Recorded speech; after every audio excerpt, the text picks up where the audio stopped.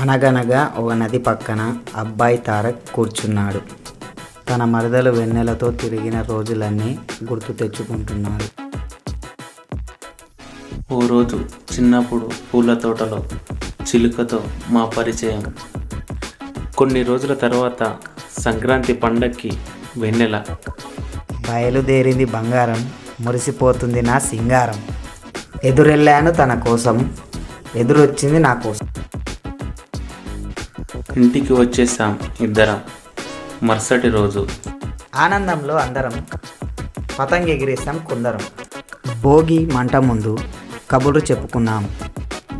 గుర్తు తెచ్చుకున్న రోజులన్నీ ఇక చాలని వెన్నెలకు ఫోన్ చేసి హరివిల్లు లాంటి అందంతో రత్నాల్లాంటి హారం వేసి ఉత్తరాన ఊరిస్తున్న చిలక ఎలా ఉన్నావు జర చెప్పమ్మా.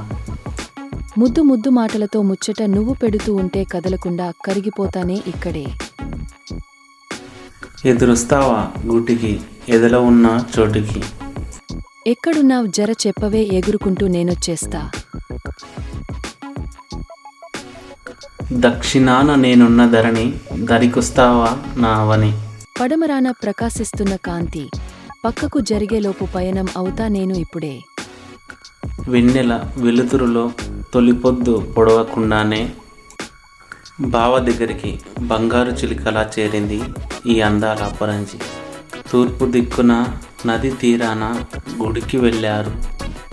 అలా నడుచుకుంటూ గుడిలోనికి వెళ్ళాక ఇద్దరు మాట్లాడుతూ 4 దిక్కుల సాక్షిగా 3 ముళ్ళు వేయగా ఇద్దరం ఒకటైపోదాం ఇలా.